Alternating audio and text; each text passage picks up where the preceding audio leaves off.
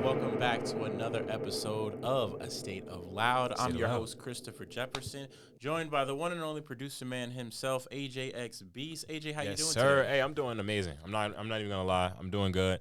Despite the rain outside, it's a beautiful day. It's a The beautiful day, man. rain. The rain's not a bad thing. We need It's it, not. right? It renews us, right? Mhm. So I enjoyed it. Glad to hear you're doing well. I hope you guys are doing well out there.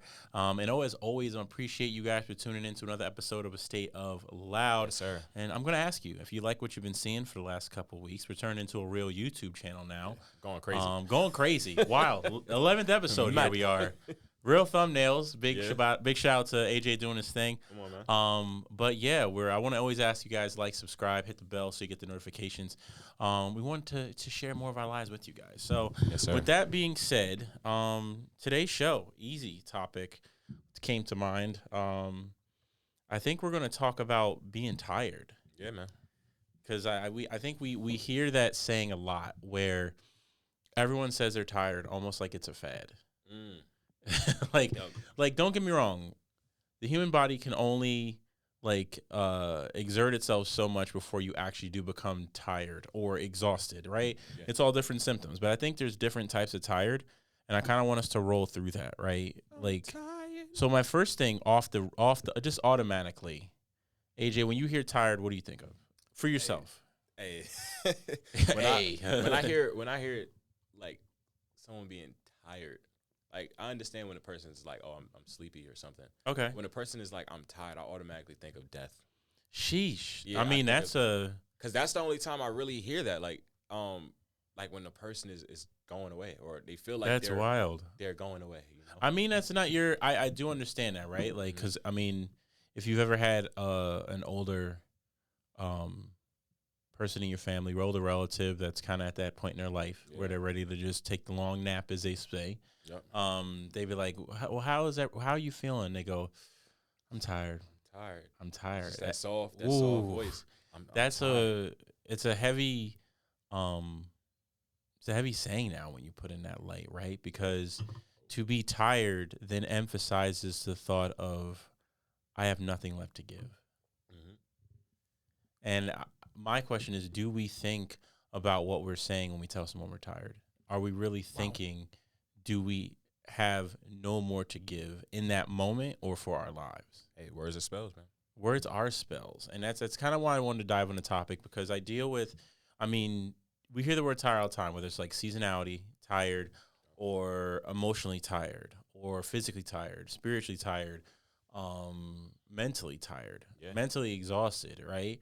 And I'm curious because from my experience, like many people out there, if you've ever engaged in any type of workout regimen, bodybuilding, or a sport, you realize that the tiredness or exhaustion you feel usually is just like the beginning part of your body kind of telling you, hey, we're using up stored energy at this point. Yeah.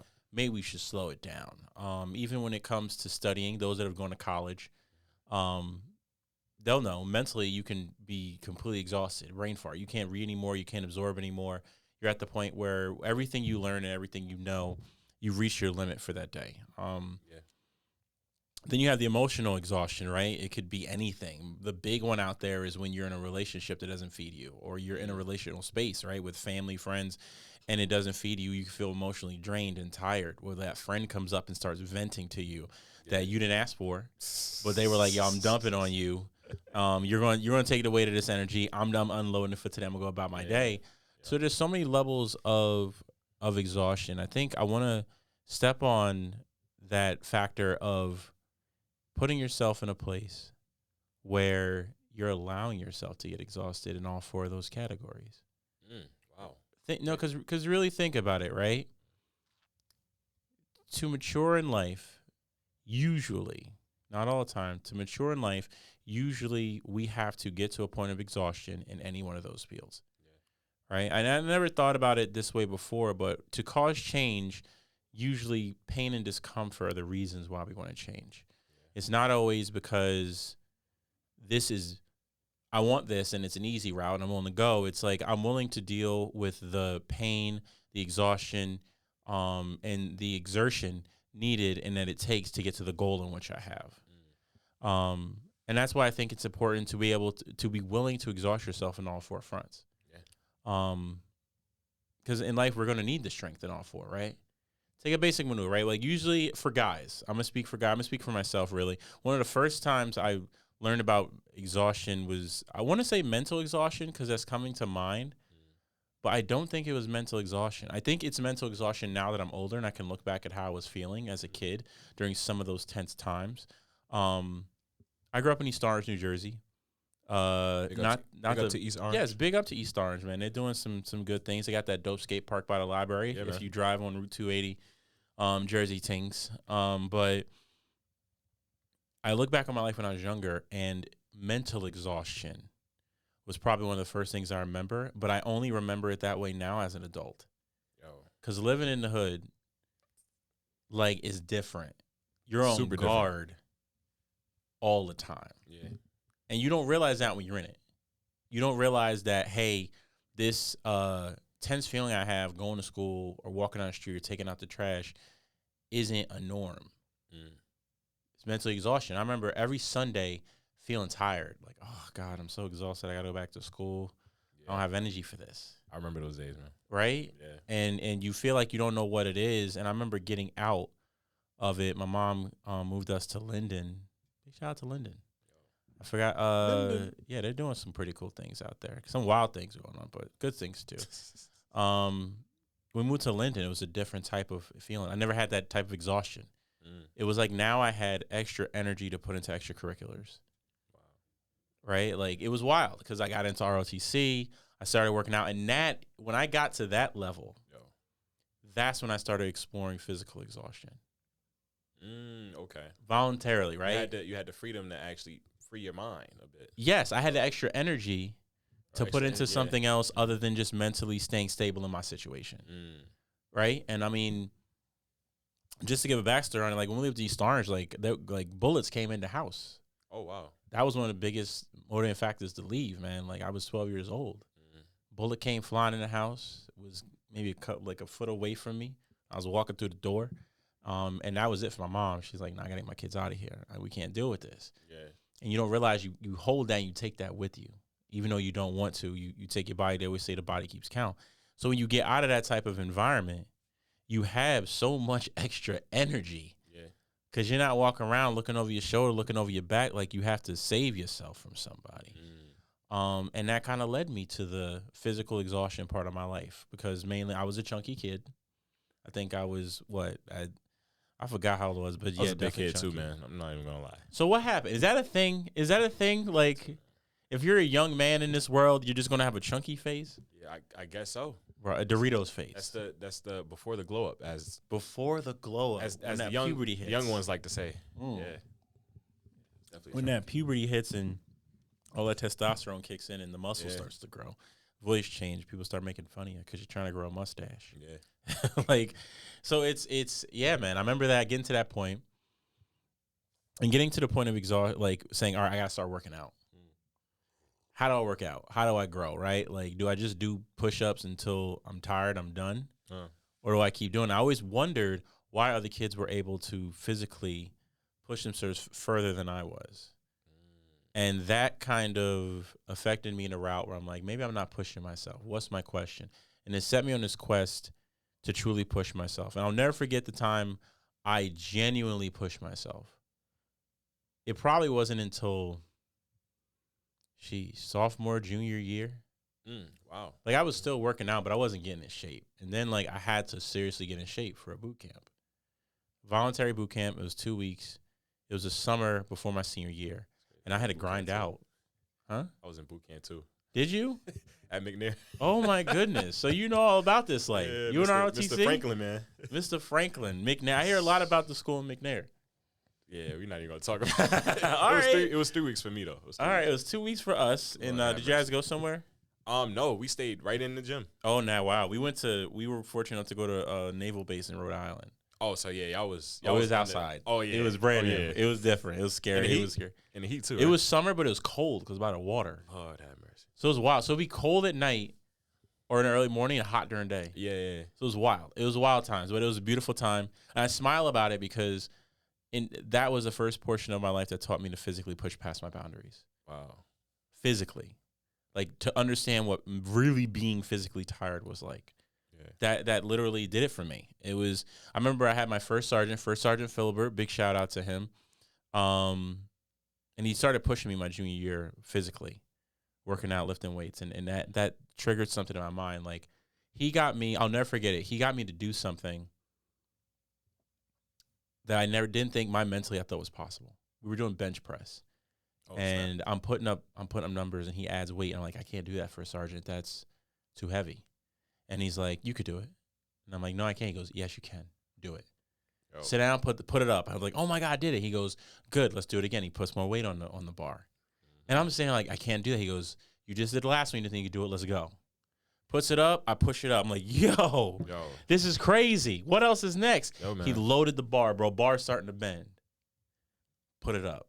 Yeah. And he was like, you didn't think you could do that in 3 tries ago. You didn't even want to try. And that, bro, when I say that flipped a switch, that led to me being so hungry to see how far I could push myself physically.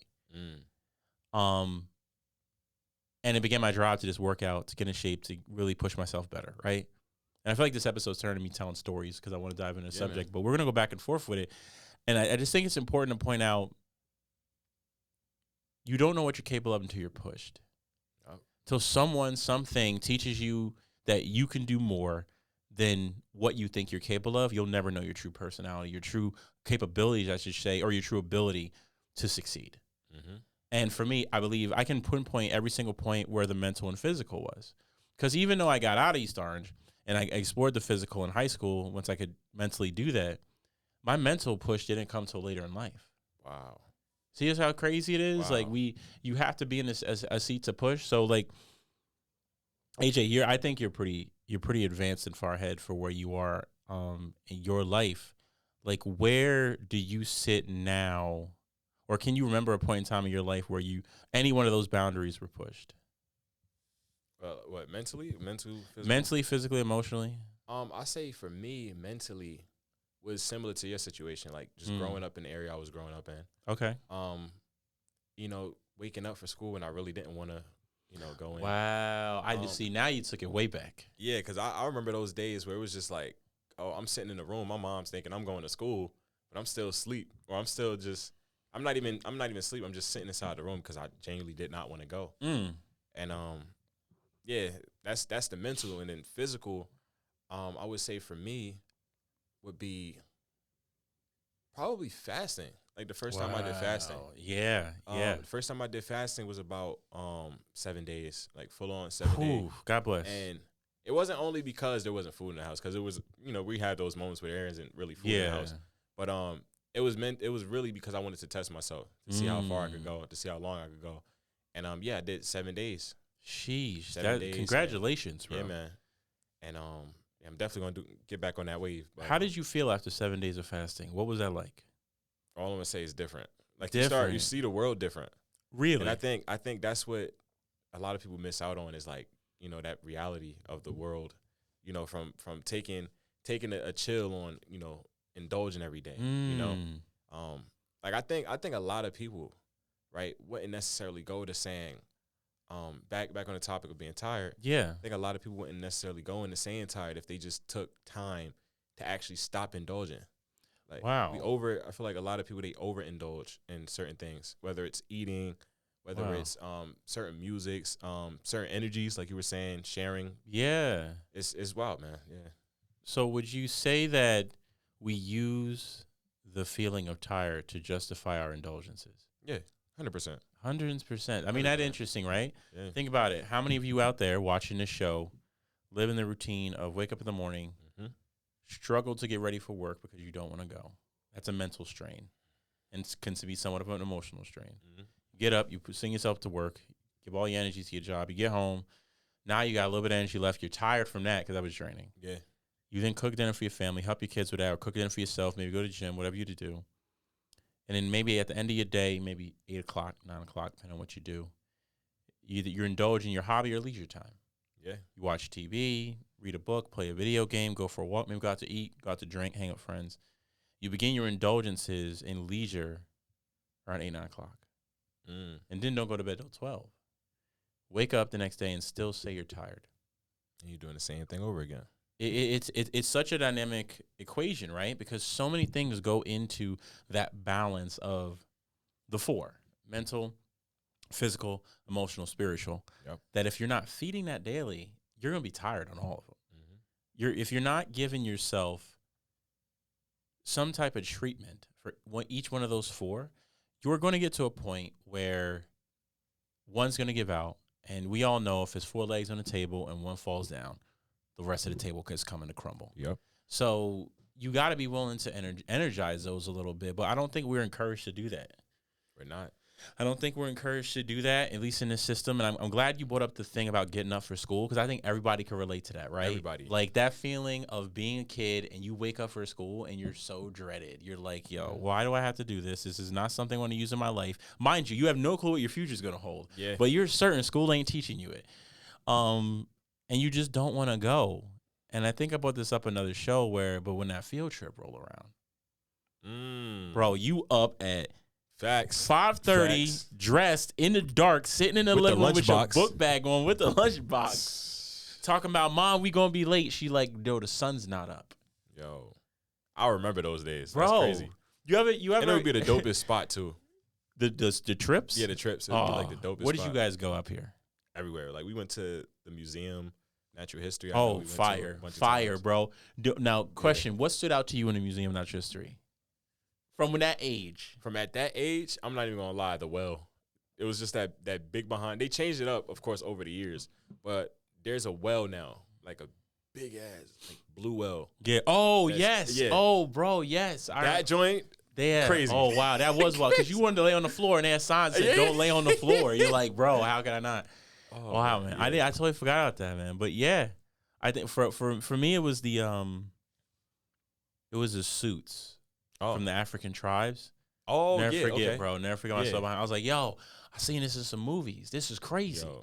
And it just stuck with me for my whole life. But see how that motivation changes whether or not you tired, where they get that from. Huh? I wonder where that museum get that from. Wow. What are we doing, guys? Nah, and then stealing is illegal, right? No, I'm joking. Is it though? Is it though? Is it though? Hey, man, that's the only thing that should be justified. Right? It depends, right? It depends. As long as it's food and it's not a mother with children. Sheesh. AJ trying to go there tonight, people. The rain's getting him feeling different. Put a mic and a camera on him. Man's just feeling different. But no, I think that's a huge point, man, in variability, because I think we often mistranslate the feeling of tiredness with unmotivation, not being motivated. So often we say we're exhausted, we say we're tired, we say we're depleted, but really it's the thing in which you're feeding your energy that's not giving back to you. It has to be. It has to be a cycle, right? Yeah. The energy you give out must come back to you. I mean, this is plain physics, right? The energy cannot be created nor destroyed, right? An object in motion remains in motion unless acted upon by an outside force. Yep. Look at how batteries work. Plus and a minus. You have to complete a circuit for electricity to work. I'm getting in my bag right now with the science, but I'm keeping it simple. You really have to look at how life works on a geometric scale. Everything is balanced, right? Yeah. And I think that's true because we have extremely talented people going to jobs that don't motivate them, and those jobs deplete their energy. And then years go by, and they didn't even work on what they wanted to work on. No, and then not even what they wanted to work on, right? Because we didn't even get to that part yet. Oh, yeah. But think about that scenario. You're a A1 superstar employee. I feel like there's something on teeth. That was weird. No, it wasn't. I hope it's not. I hope you guys don't see it. It just taught me. It felt like something was there. I didn't even have dinner yet. So anyway, I'm keeping it raw with y'all. Yo. So, but think about it. You're a A1 employee. You're super educated. You did well in college. You feel good about yourself. You get to a place and you don't know why you don't feel that same way. And I didn't learn that until I was in my 30s, where Louis Spears said to me when I was working with him on the campaign, I was like, this is one of the first times I feel truly appreciated for my efforts, concerns, and abilities in a working environment. Wow. And he said, well, that's because you're in a place where you're meant to be. And because you're meant to be here doing the work that inspires you, the people around you can appreciate your work because they align with it as well. Now you're valued. Exactly. Yeah. They see your true value. And I think we often don't realize if you're unmotivated, you may have a skill that gets the job done, right? But it doesn't necessarily mean that that skill, that job is feeding you through the skill in which you're giving. Truly think about that, right? Yeah. Truly think about the skill in which you have. Let's take an example. Let's take management, right? There's tons of different managers out there. You got bank managers, store managers, principals or managers of schools. Yeah. Right? You got managers of DMVs, you got managers of police departments, captain and sergeants. Everybody's managing somebody. And so we have tons of managers, but how many are actually really good managers? Wow. How many people are using those management skills in a field in which, like, feeds their passion? How much would the world change and work environments change if we were aligned with what we love to do, with feeding the skill sets that we haven't developed? How tired would you be at that point? How tired would you be to get up? You love coming to work. Yeah, I think that's my biggest thing. It's like employees would love coming to work. When you love something, you're willing to do it. Because how many people be home tired, sitting on the couch, you get a text from their boo, talking about what you doing, you want to come over, and they be like, nah, I was tired, I'm good. Let me put my shoes on real quick. It's 4 feet of snow outside. Don't worry, I'm walking. We good. Once you get that motivation, bro. Man's out here just, no comment on AJ right now. But to be honest, though, seriously, like, you have to really think about what that motivator is, because are you really tired, man? So I mean, let's get back into a little bit of tiredness, because we just to add to please on the notion or on the topic of being tired. I'm not gonna lie, I've been feeling good these last few days. Talk to me about it. I think it's because I've been doing things that are aligning with what I want to do. Like a lot of people that they do things, like you said, that aren't aligned with what they should be doing. Yeah. And the universe, God, they will show you that, okay, this is not for you through how you feel. So see, that's so true now, because now you're connecting on it. Your physical feeling is directly related to your mental state. Yeah. And we don't really think about that, because, I mean, I can attest to that. We talked about that before. I've worked jobs where I was good at the skill, but it didn't feed me. Exactly. And eventually it drained me to the point of exhaustion where I just didn't want to go. I felt miserable being there. And you almost feel as if you're running in place. Yeah. Because you're giving all the energy, but it's not feeding back to moving you. Absolutely, man. Absolutely. Yeah. We've been doing a lot of work together, focusing on a lot of the media stuff. And I can tell that it's something you love, because the end product is crazy. Like, when I look, I'm like, and in my mind, like, I can't do that. He could do that. That's his realm. It rocks. And I'm excited for the new stuff that we're going to be coming out with. So stay tuned for more new stuff. It's going to be amazing. And amazing people that we're going to be interviewing coming up later in the month of in March. I mean, so I think that's so key, bro. So, I mean, you've been through this portion where you've had to balance your passions and your work life. I think we've all been there a little bit. Yeah. At what point did you know, like, all right, it's time to leave? Have you had that moment yet, or that option where you were like, all right, it's time to leave? You talking about as far as work? Yeah. Oh yeah. Multiple times actually. Like, it wasn't because I would always get, as some people like to say, sucked back into the matrix. Yeah. So I would literally always go back to a job, and most of the time, I didn't even really necessarily need the funds at the time, but I would get sucked back into it because I felt like, oh, I wasn't doing anything if I wasn't going into that job. Oh, wow. So it was more the perceived value of self because you weren't putting in service or work. Yeah. And I would constantly get reminded. Like, I would get reminded from, my friends, or I would get reminded by, like, family. They'd be like, yo, what are you doing? Are you working? Wow. And then I would tell them, like, yeah, I'm filming. Like, I'm still working. I'm just not working. What? Wait, whoa. Yeah. Say that again. I'm just not working, but I'm working. Yeah, back at it again, man. Bro, say it. That is, and that, bro, because seriously, we don't see the time and energy we put in our passions as work. It's ironic, right? Because they say if you love what you do, you never work a day in your life. Facts. But yet, if we see someone doing something they love, we don't even associate it with work, period. Yeah. They automatically assume that you're not doing anything. Yeah, you're hobby. Like, why are you hanging so out? Happy? You chilling. Why are you so happy? You doing it. So work is meant to be miserable. Yeah. You meant to come home tired. Like, come on, man. We were filming in Dumbo, man. Bro, shout out. Come on now. Time Out Market, bro. Oh, we can't talk. We can't talk too much about that. I mean, as a client, I'm just not gonna. I don't need to put it all out there. We had a good time, man. We'll Yeah, definitely man. post some Yeah, of the man. stuff up. But yeah, you realize like it's almost a stigma and acceptance of society that if I'm working, I'm gonna end up tired. Mm. But I think what they're saying is in society, if I'm working, I'm gonna end up unmotivated. Mm. To do your own thing. Because to me, if you're how many people wake up in the morning, get ready for work, go to work, come home, and have no energy to feed into themselves, have no energy to feed back into their wants and desires of life, and yet they do that for years and decades until one day they're like, I can't do it, or they hold out into retirement. Because how many people say, oh man, I can't wait to retire, and what they were doing in retirement, man, I'm tired, I'm gonna retire. Oh my, spells, spells on spells on Spells and spells, bro. I'm going to retire. Retired, right? I'm retired. I'm exhausted. I'm done, You know what's after that, right? bro. And that's a big Wow, That's a big thing That's because crazy. think about what you said, right?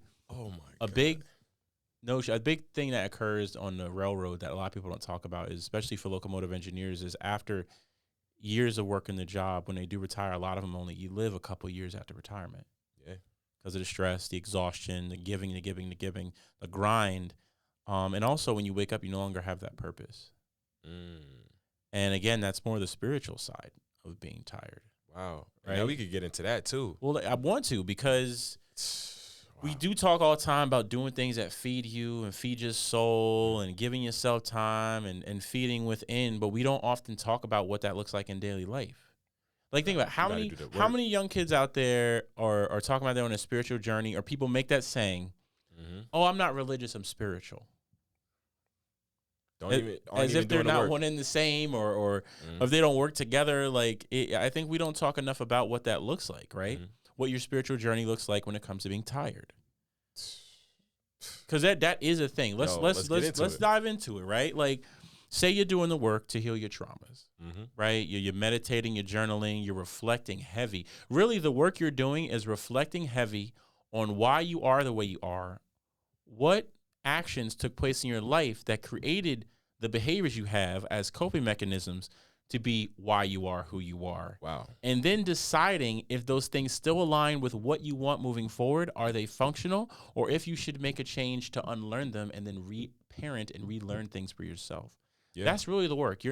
The work isn't just going on walks and buying crystals and saying the different mantras and stuff. Affirmations. Those are integral parts and aids in the journey. It's the shadow work. Really, it's self-reflection. Self-reflection, that shadow work, man. And we don't talk about that in exhaustion because let's be real here. There's a lot of hurt people out here. Yeah. And it takes a lot of energy to embark on your healing journey. So much so, some people are like, nah, that ain't for me, bro. Yeah. That ain't mine. I'm not doing it. And I'll never encourage you or push you to do so if you're not comfortable, because it's a lifelong journey of relearning at that point. You will get to a place in your life where you forget who you were before you started the journey, but you'll never forget the knowledge of how you got there and what you had to relearn. It never goes away. The feelings just changes, and you start to appreciate those things for reteaching yourself and relearning who to be, who you want to be. Yep. Because that's exhausting, right? Like, let's be real here. I talk from self, really. Because I know you just started on this with you and even the things you learn and the stuff you observe at your age. I started really 2019. I would say 2019, 2020, just from there, just took off really. And I could get into why it started, but that's up on you if you want to share. Hey, yeah, I'll share. Please, by all means. Man, 2020, man. What a year. I mean, everybody was inside. I was definitely I was going to say, was that COVID? Yes. Okay. COVID times, yeah. And I was definitely outside. I'm not going to lie. I was one of the rebels. You was coughing on people. Pretty much, yeah. But, yeah, we were outside hiking, 24/7. Like Wow. And then on top of that, we were using, I'm going to put y'all on some game. When everybody lost their jobs, right? The job set us up with unemployment. And me and a couple of friends were actually using unemployment money to invest into the stock market. Not a bad thing. And No yeah, one said it's illegal. Yeah, we were just going He crazy. was like, yeah, we know. But it wasn't illegal. No but problem. yeah, we were definitely, you know, out 24/7, and it gave me time and space to constantly reflect on myself. Like being in those mountains, seeing the grass, right, while everybody else is scared on social media, I'm out learning myself, right, learning who I am. And I think what ended up happening, it translated after everything came back. Because, you know, you had a lot of people that lost parts of themselves. Yes. And I feel like I found myself. So, wow. So there were people that lost parts of themselves during COVID, but you more or less found yourself. Yeah, 100%. And now you made a really important statement. You felt like you've had the time to truly reflect and find yourself. Mm-hmm. With that time that you had, would you also say that you now have the energy to face those things? Yeah, 100%. And that's huge, because a big part of my journey was the same thing. Like in the midst of working a railroad, if you ever worked on a railroad, you have a spouse, a family member that has, you know, your schedule is hectic and crazy. Yep. It could be around the clock, 7 days a week type of life. Trying to do it then, it was exhausting. Mm-hmm. Burnout easy. It wasn't until I had free time, broke my collarbone, had 6 months, 6+ months off, more than 6+ months. Sheesh, I had almost a year off that I could spend focusing, but within that first 6 months is when, everything came in. I now had the time and energy to heal not only my collarbone, but to heal my soul, myself. And I think that's something we don't give each other, bro. Let's really be honest here. It's a rat race from day one. You go to school to get good grades, get good grades in high school to go to a good college, get a good degree, to get a good degree, to get a good job, so you can buy nice things, get a nice spouse, family, house, mortgage. But are you do all feeding that yourself? Report over and over until you're done. You don't. At what point do you give yourself life? What point do you give yourself life? Wow. Yeah. Do you decide, okay, I'm doing this for me. I'm gonna go see who I want to be, what I want to be, and where that's gonna lead me. Mm-hmm. Where do we do that for ourselves? Because if you what they call it, a gap year, if you don't go to regular college, that's what I did. But really, my gap year was me just not going to college. I decided I made that choice, man. But you learned it within that year. Yeah. And I think that's what's important. I was interning too. Yeah. You learned it. You actually were going, getting ready for it, interning, doing things. You weren't just sitting around playing video games or doing whatever, not being constructive to build something. Because if you're playing video games as competitively, Godspeed. Those guys are wild. I was making gaming content, though.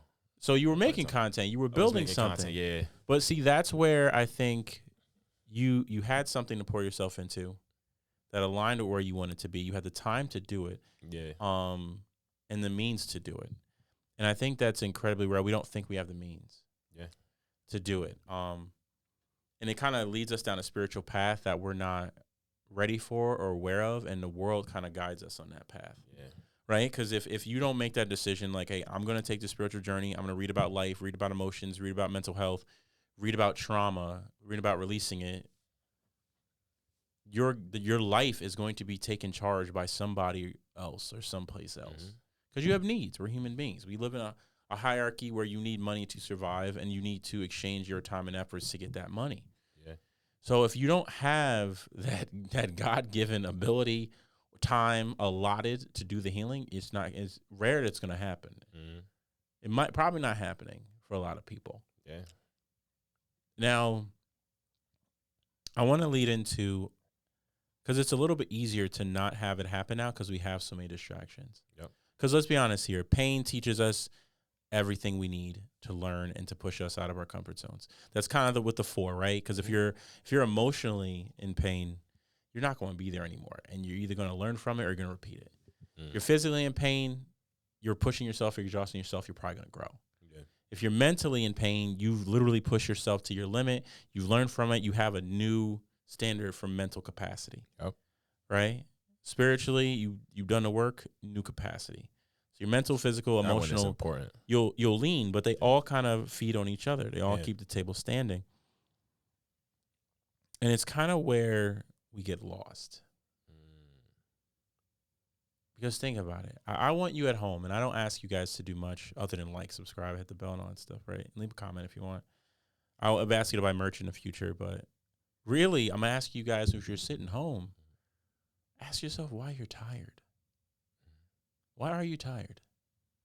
What is it about your life that you're living that's not feeding you enough to get excited every day. Mm. And then when you can get to the answer, ask yourself, what is it that when you wake up in the morning excites you? For you, not for anybody else. Like you can say I wake up excited for my kids. That's cool. But what is it personally for you that when you wake up you're excited? It has nothing to do with anyone else. Yeah. Wow. Because I think I think that's why a lot of people are tired. Mm. I'm just gonna go to sleep. I don't have a reason to be awake to motivate me. Oh, I'm bored. Let me go do this thing for a little bit. Turn on YouTube. Now that's boring me. I don't need to do that. Turn on some Netflix. That stimulation's gone. Yeah. I had nothing to do. I'm gonna go back to sleep. Why are you sleeping? I'm tired. Mm-hmm. Whew. What are you tired from? And even if they're not sleeping, they're sleeping, and sleeping translates into other things like Netflix or.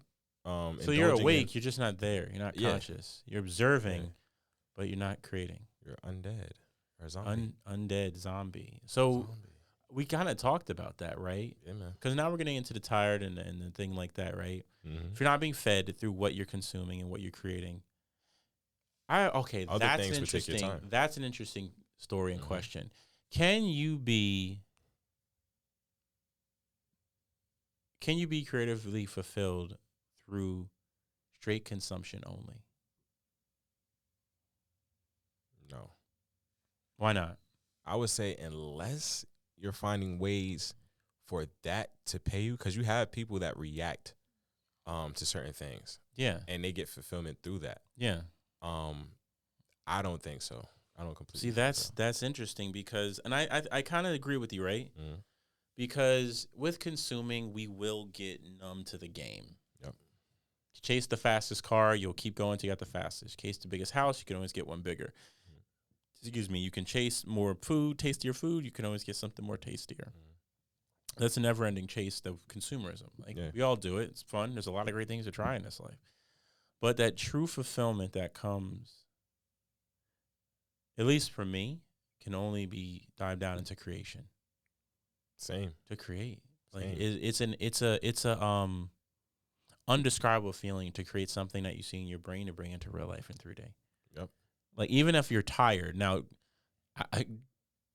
shout out to Richard Fame, man. I don't know if it's about if you have the same thing, but even if you're tired, you have the opportunity to do something that fulfills you that you can create, you'll get up. Oh yeah.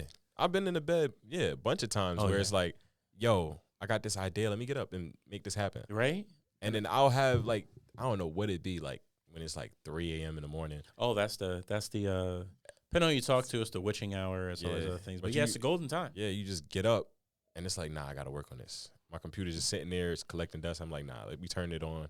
Let's get it. And that's a beautiful thing to be. For me, I don't know if everyone's a creator like that. I think maybe it's a special gift that people get. I think everyone has some niche in which they like. Yeah.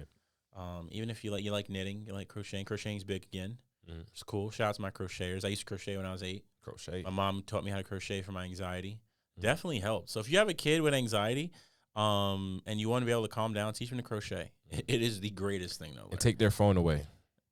You can't just be telling them what to do. Oh, okay.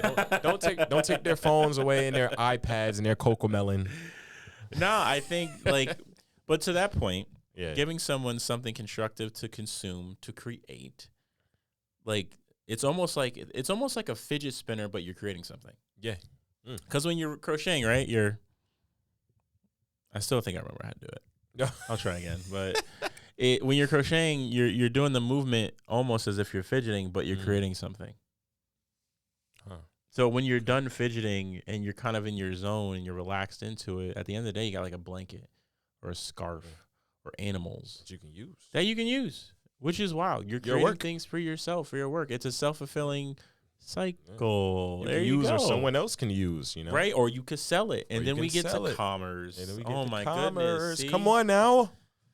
So it makes sense. At least it makes sense to me. I hope it can make sense to you guys out there of what we're trying to say and what we're talking about. And I do want to hear more from other people that just say they're tired, because by no means am I saying I don't care how hard your life is, get up and do something for yourself. No. Life is hard, right? Life is seriously hard, because if you if you're a single parent, male or female, you're raising kids, or even if you're just a parent in a relationship raising your kid, that's an exhausting venture because you're pouring into your child. Yeah. You're their first teacher. You're now introducing them to the world, making sure they're exploring, getting into trouble, but not too much to hurt themselves. I don't know, is it really fair to say to people you have to find time for yourself? Like, to me, I think you can. Mind you, I don't have children of my own. I haven't raised a child from infancy, but I feel like you need something in your day to drive you. It's almost an example you set for your kids. Like, be there for others, but ensure you're being there for yourself first. Yeah. I would even go a step. Now, this might. I don't know how this will come off to some people, but I think a lot of people with kids, they use that as an excuse to why they can't focus on themselves. Because I have friends right now that are artists. Shout out, hey, I'm gonna say his name because he goes hard. Shout out to Lex. He changed his name to like, I don't even know how to pronounce it, like X1 or something like that. But he has 2 kids, and he's still going crazy with the music. Yeah, yeah. The whole setup. He brung the setup to the house. There you go. Boom. He made the adjustment. I mean, I look at my boy, my guy, Zeph Farmsby. Lewis Spears as well. 2 boys, very integral part of their life. So it's no excuse. So what is it that keeps people from believing that they have a little bit extra tank and capability? I would say how they're raised. You really think it boils down to being raised? So tell me about that. Do you think it's an example in the household being set? Yeah, I think so. Because when you're growing up, and you're growing up with parents that might have put their dreams to the side, right? When they might have had you, they're gonna translate. It's gonna translate for you to put your dreams aside when you have your child. And then when you have the child, you say, I had to give up on my dreams. Yeah.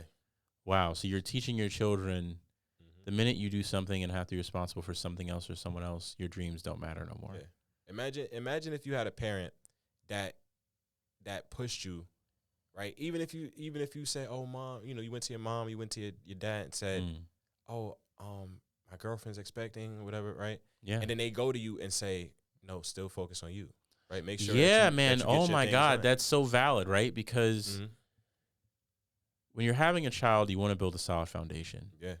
And realizing that you're their first teacher. That solid foundation that you're building for your child to see is the world they're going to grow up in and believe. Yep. So if you want them to believe like, oh, well, when you have a kid, you just kind of got to grind out and make sure things are okay, you can do that. It's very respectable. Yeah. You're putting the forefront of your children's well-being first, and you're working hard that way.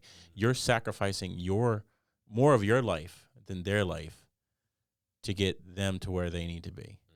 But in reality, the shortfall of that is not teaching them and showing them physically what it's like to go after your dreams. Exactly. So that's a balance. Yeah. That's a balance, right? Because we don't all have that luxury. And I this is why I say like it's hard for me to say luxury because like I can't necessarily empathize for people that are in that spot because I don't know if I've been in that spot or if I have been in that spot that I'm so far removed that I can't remember what it felt like. Because even now in my life, right, like I'm taking some big risks with my company and some ventures that we're taking on. This YouTube channel we're about to really have explode very soon. And even here, I'm like, few months. I'm fearless, but I have to remember that fearlessness came from me taking that first step and being terrified. That taking that first step and being terrified, saying to myself, I may not be able to pay my bills, I may not be able to do that, and that's hard to do when you have somebody else that is sitting there looking for you to feed them. That's hard, bro.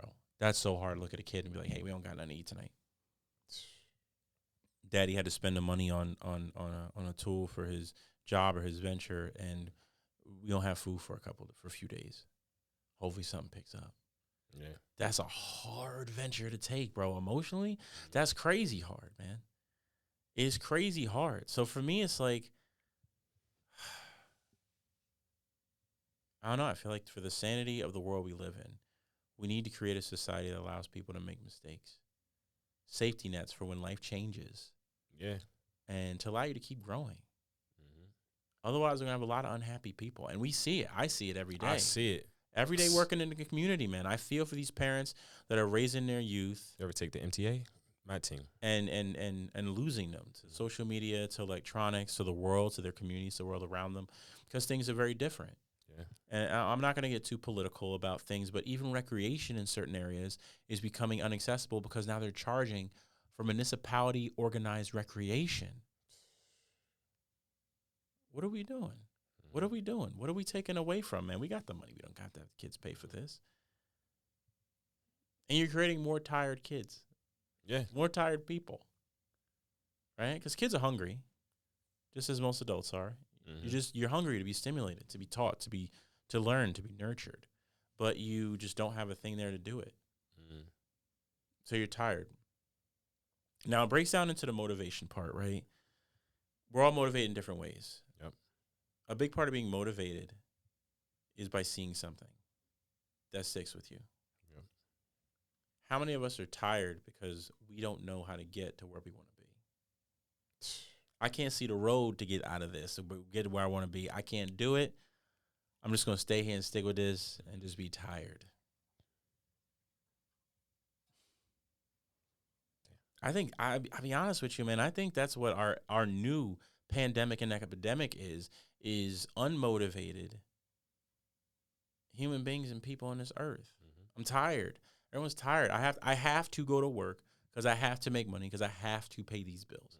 Yeah, do that. We have a hierarchy. It's how our world works. But I was just about to say, like, I think after 2020, it got good for some people, and then it got worse for a lot of people. Because now you're in an environment where it's like, okay, because a lot of people were collecting, right? We got stimulus a lot checks. of people, yeah, It's they a whole were bunch out of stuff. here just Yeah, it's a whole lot of stuff that happened. And I think whole lot of money in this month. Now a lot of people that made the bad mistakes around that time, not only with money, but with actually, taking time for themselves, they're having to go back through where they were before 2020. And I think that's a culture shock. That's a huge shock. Yeah, so I think that's what's also going on with people too. So basically, you came from a time where you had money, you were free, and then they made you go to a job that you no longer want to go to anymore to earn a living. That probably may have been less than the stimulation they were giving you. Yeah. Sheesh. So Sheesh, that is a culture shock because, yeah, man, imagine financial stability and freedom is, I think, what we all strive for. Yeah. Being able to do what we want with our time and have the means and resources to do the things we want with our time and what we want on our time. So it does get difficult, man. I think you're right. COVID was like that because when you were home, like, you could be productive and get your time. You could do laundry, spend time with your kids, have lunch with your wife, views were go outside for the park. The views on the channel was going crazy around that time, though. Like, because people were home looking for content, looking to search, right? And I think that's where we kind of lost our ability. It's almost as if the universe was saying to us, I'm going to show you what universal income looks like. But I'm not going to let you go outside and spend it in commercial places. And I don't want to say we took it for granted because a lot of people did not do well during COVID, being alone, isolation. I mean, a lot of people were sick and died. God bless them. May they rest in peace. But it was definitely an eye opener for me. I remember COVID came, and that was one of my first questions to myself. I'll never forget. It was a Saturday night in Hoboken. I just put my last train into the depot. I'm going home. It's like 11:30, and as I'm crossing the street to go to my car, there's not one person or one soul around. Damn. Quiet. I stopped in the middle of the street and just looked around. Turned a circle. There were no cars. No one's out. No one cared. Middle of Hoboken, downtown Hoboken, nothing. Right by the NJ Transit Hoboken terminal and pass station. And I went home that night. I poured myself a drink and I got on Zoom with my family. And I remember after hanging up, I was like, what are we doing? What are we doing? None of this really matters. like none of it really mattered because it kind of clicked for me too. Like, I enjoy going out with my friends. I enjoy restaurants. I enjoy going out partying. Dancing is an amazing time. But I realized, like, none of that really mattered to me as much as I thought it would.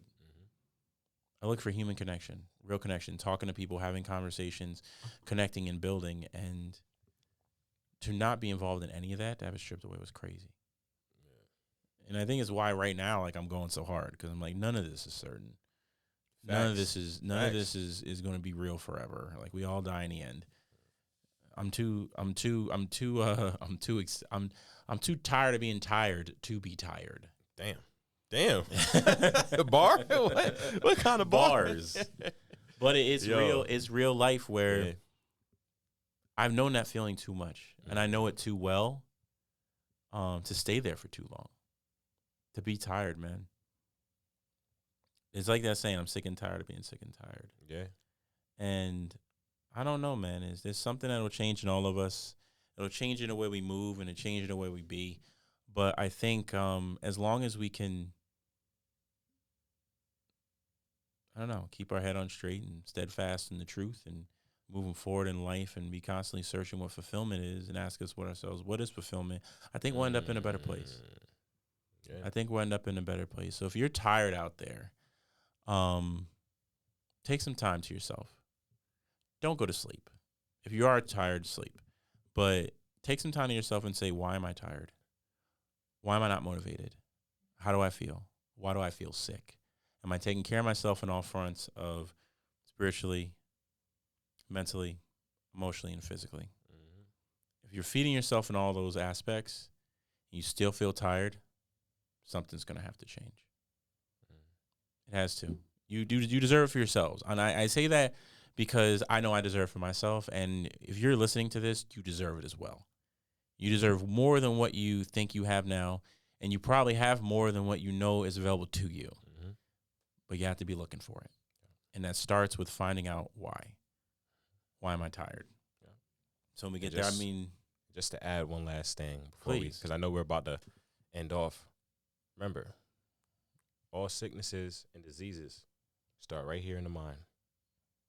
So if you're tired, ask yourself why. Sheesh. This episode just got bars. Bars. Like this episode bars. Got bars. But maximum effort. Man. Absolutely, man. I really appreciate you guys for tuning in, especially if you stuck with us this long into the end. Hopefully it grasped you and captivated you enough. And you were inspired by some of the words and messages and stories that we share with you today. If you were, we'd love to have you back on our next episode. And the one way to guarantee that is by liking this show, subscribing to this show, and hitting that bell for notifications. Because we're going to get another episode. And it's free content. It's free for you. We're going to have a lot of amazing guests coming on. Maybe a few more solo shows. I mean, AJ, I know you guys have been digging them. But we want to get some more people back on here to share their stories and inspire you guys. Because if you're tired, maybe they can inspire you to do something else. Share into the past. Share another way. Yes, sir. And they're going to be some great people, great guests. I'm not going to give you any clues because this is not Blue's Clues. Big shout out to Nickelodeon, though. So, as always, people, take care of yourself, your mind, your body, your soul, and your spirit. My name is Chris J. We got my boy AJ here. Beast, man. Thank you guys so much for tuning in. As always, it's nothing but love. Boom. Peace. Peace, y'all.